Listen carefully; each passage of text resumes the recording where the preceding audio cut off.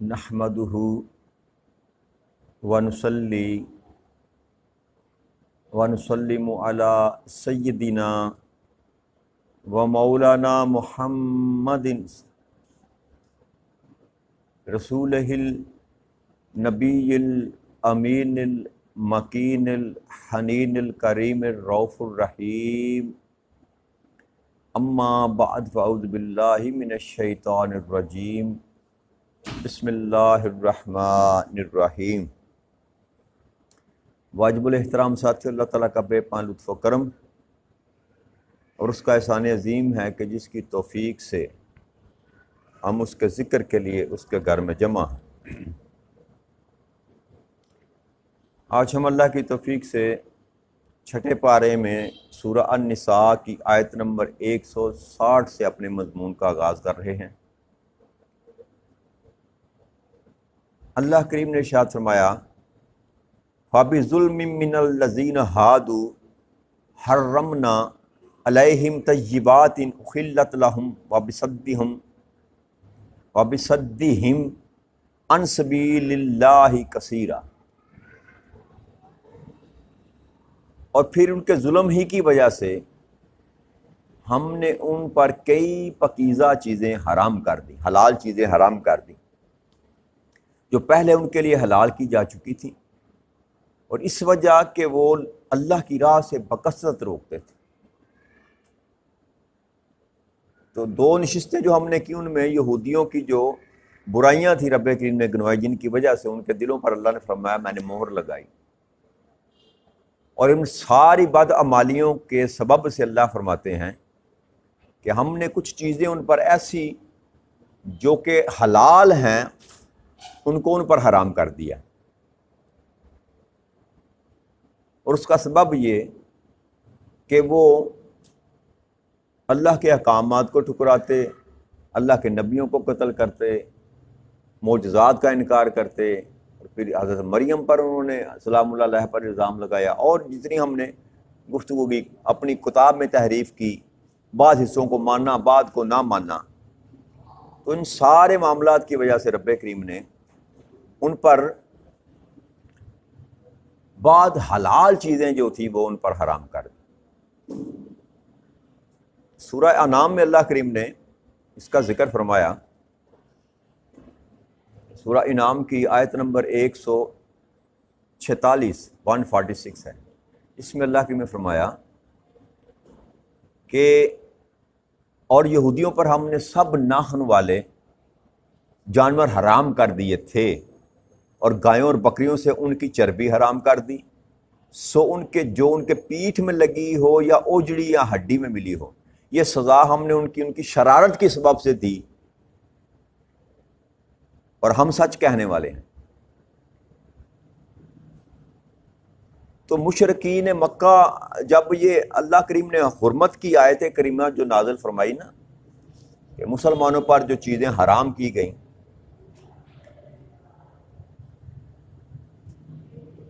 तो मुशरकीन मक्का जो थे वो कहा करते थे कि यहूद ये चीज़ें नहीं खाते, बकरी, ऊँट, गाय वगैरह।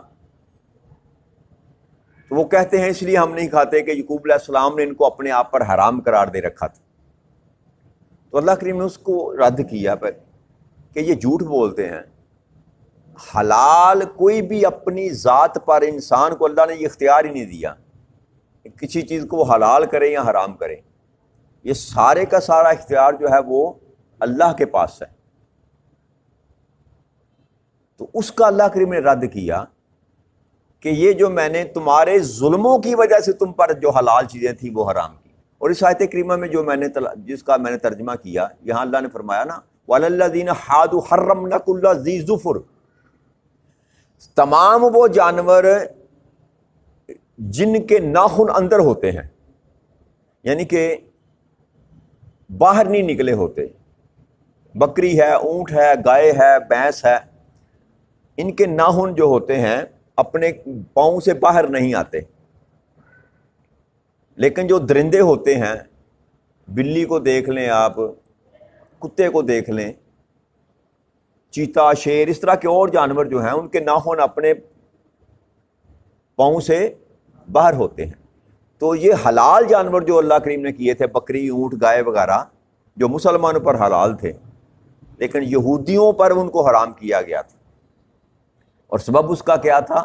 وہ کہتے تھے کہ ہم اس لیے نہیں کھاتے کہ یعقوب علیہ السلام نہیں کھاتے تھے۔ تو اللہ نے فرمایا نہیں، ایسی ہرگز کوئی بات نہیں، میں نے کسی کو یہ حق دیا ہی نہیں کہ میری حلال چیز کو وہ حرام کر سکے یا حرام کو حلال کر سکے۔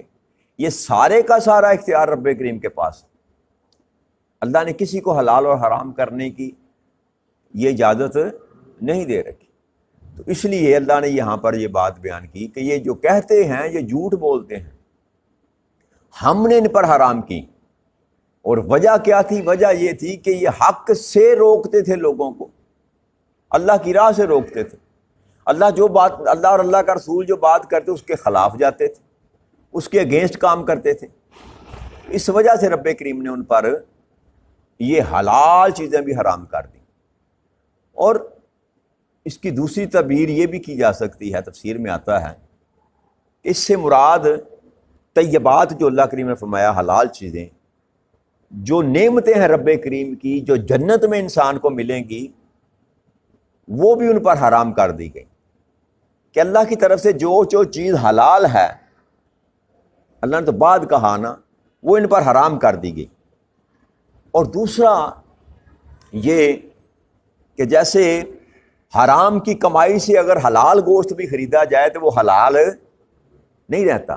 بے شک کسائی نے اللہ کا نام لے کر بکرے کو ذبح کیا، دوسروں کے لیے وہ حلال ہے، لیکن اگر آپ کی کمائی حرام ہے، آپ کا کاروبار حرام ہے، تو حرام کی کمائی سے خریدا ہوا حلال گوشت بھی حرام ہو جائے گا۔ تو اب یہ جتنا کاروبار یہ لوگ کرتے تھے اس وقت بھی، مدینہ منورہ میں بھی سود کا کاروبار کرتے تھے، شراب کا کاروبار کرتے تھے، چربی اللہ نے حرام کی، چربی کو پگھلا کر اس کا تیل بنا کر بیچ دیتے تھے۔ تو جس چیز سے اللہ نے منع کیا اس کی حیت بدل کر تبدیل کر کے بیچ دیا، اصلا اللہ کی نافرمانی کی، تو اس کی کمائی بھی حرام۔ شراب اللہ نے منع کی، شراب بیچتے تھے، اس کی کمائی بھی حرام۔ سور سے منع کیا، سور کا کاروبار کرتے تھے، بیچتے تھے، کھاتے تھے، وہ بھی حرام۔ تو اب جو حرام کی کمائی سے حلال مال خریدا جاتا ہے وہ سارے کا سارا حرام ہو گیا۔ تو اللہ نے ان کو حلال سے محروم کر دیا۔ اب پوری دنیا میں اس وقت بھی جو کاروبار چل رہا ہے، جس کو دنیا پر جو نظام ہے، مالی نظام جس کو کہتے ہیں، وہ سارے کا سارا ہولڈ ان کے پاس ہے۔ اور سودی نظام جتنا بھی ہے، ان کو پیدا کرنے والے، ان کو بنانے والے، ان کو چلانے والے حقیقت میں کون ہیں؟ یہودی ہیں۔ تو یہ اصل میں حلال اللہ کریم ان کو کھانا ان کے نصیب میں رکھا ہی نہیں رب کریم نے۔ کماؤ، کاروبار کرو، لیکن کریں گے حرام طریقے سے کمائیں گے۔ تو اس کی یہ بھی توجیہ کی جا سکتی ہے کہ حرام سے اللہ نے حلال سے ان کو محروم ہی کر دیا، پاکیزہ اور حلال مال سے ان کو محروم ہی کر دیا۔ کس سبب سے؟ کہ یہ اللہ کی نافرمانی کرتے تھے، اللہ کے دین کے خلاف کام کرتے تھے، اللہ کے ذکر سے، اللہ کے رستے سے لوگوں کو روکتے تھے۔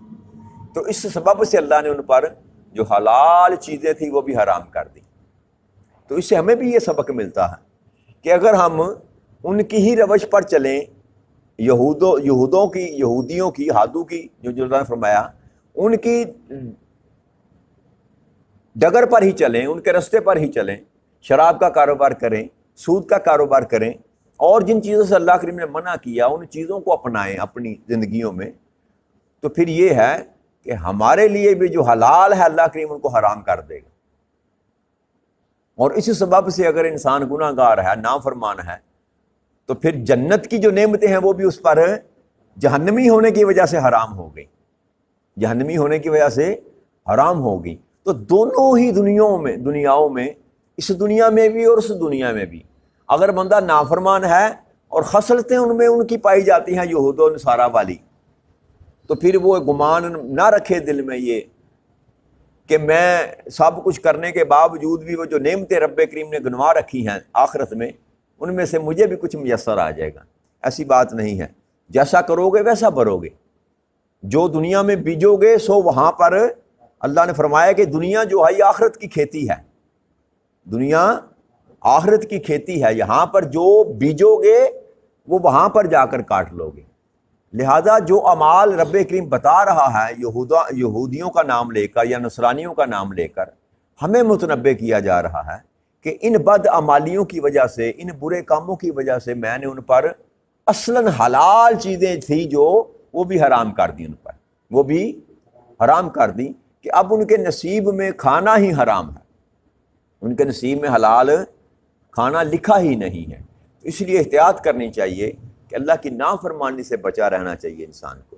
پھر اللہ کریم نے ارشاد فرمایا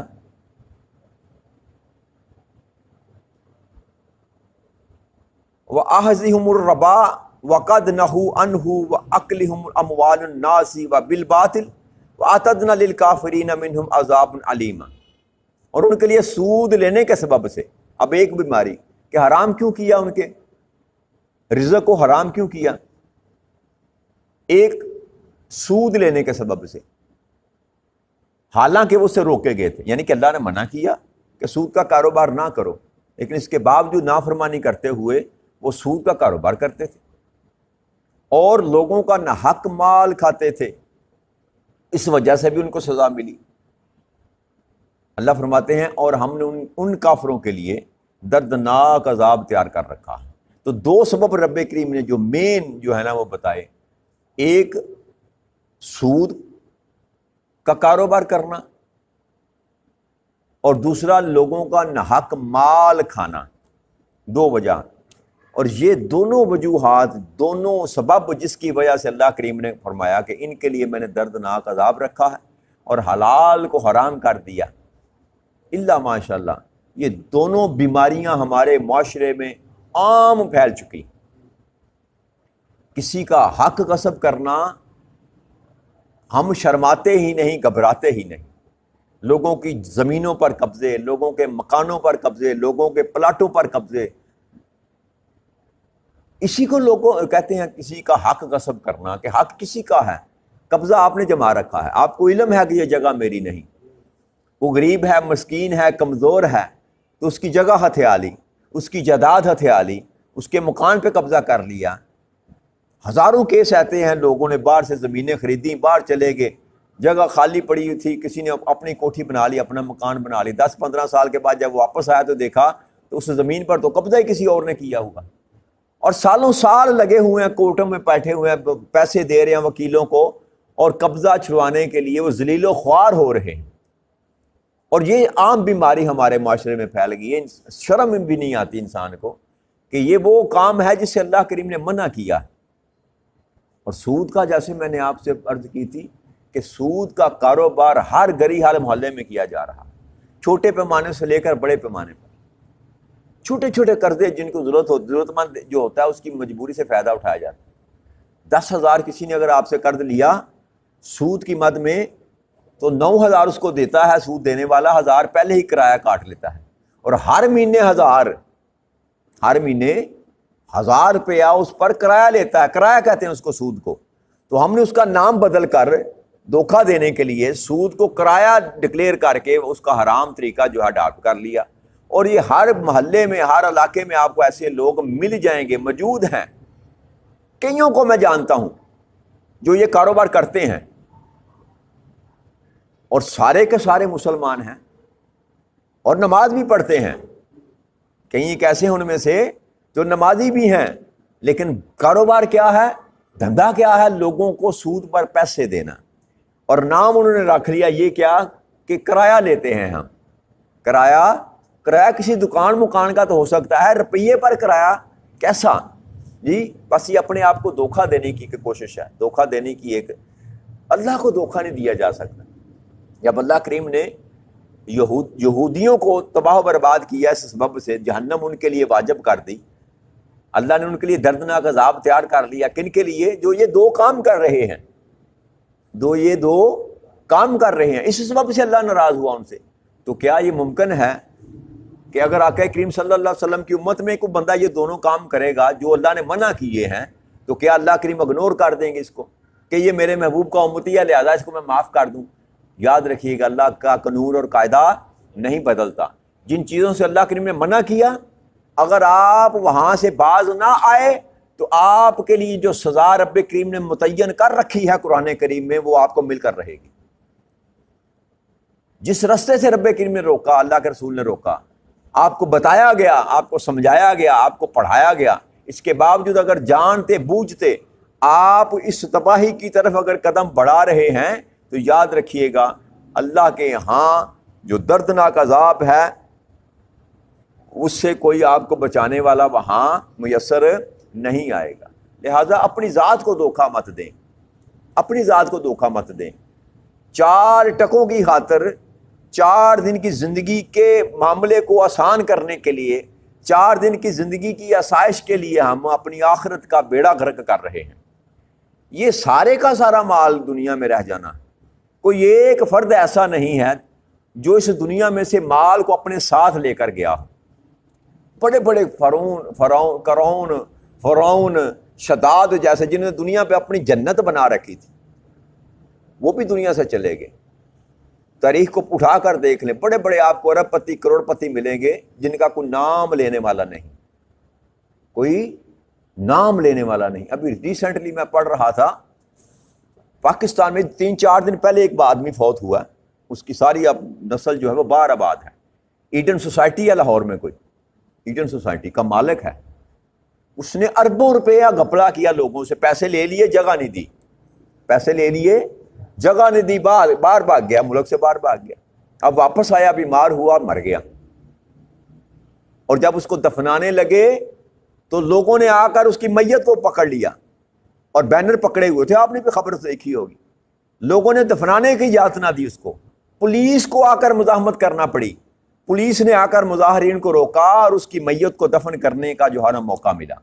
اب اس کی قبر پر وہ احتجاج کر رہے ہیں، اور جن کے لیے کمایا اس نے، جن کے لیے ساری حرام کاری کی، لوگوں کو ناجائز قبضہ کیا، لوگوں کی زمین پر حرام حق کھایا لوگوں کا مال، وہ ساری کی ساری اولاد اس کی باہر بیٹھی ہے۔ کوئی اس کو دفنانے کے لیے، کفنانے کے لیے، اس کا جنازہ پڑھنے کے لیے یہاں نہیں آیا۔ تو یہ وہ حقیقت ہے جو انسان سمجھتا نہیں، جس کو بلائے بیٹھا ہے کہ یہ جو میں کر رہا ہوں کس کے لیے کر رہا ہوں۔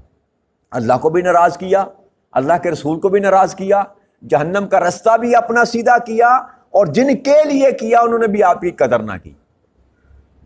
وہ کیا کہتے ہیں میاں محمد صاحب کا شعر پنجابی میں، اسی پر بات ختم کرتا ہوں کہ جاندی وار ڈرونا بنیا تا ہاتھ نہ لاندے ڈردے، جاندی وار ڈرونا بنیا ہاتھ نہ لاندے ڈردے، جنہ لئی تو پاپ کمائے کتھے نہیں ہو کرتے۔ تو لہٰذا قبر میں انسان کے ساتھ سوائے اس کے نیک مال اور بد مال کے کوئی جانے والی تیسری چیز نہیں ہے۔ لہٰذا اللہ کی نافرمانی سے جس قدر بھی ممکن ہو انسان کو بچنا چاہیے۔ کسی کا حق نہ کھائیں، کسی کے ساتھ زیادتی نہ کریں، کسی کے ساتھ ظلم نہ کریں، اور سودی لین دین سے پرہیز کریں، کیونکہ اللہ نے فرمایا جو سود کا کاروبار کرتا ہے اس کے ساتھ میری کھلی جنگ ہے، اس کی میرے ساتھ کھلی جنگ۔ اللہ کریم ہمیں توفیق عطا فرمائے کہ ہم دین مبین پر کما حق کا عمل کر سکیں۔ وما علینا الا البلاغ المبین۔ السلام علیکم ورحمۃ اللہ وبرکاتہ۔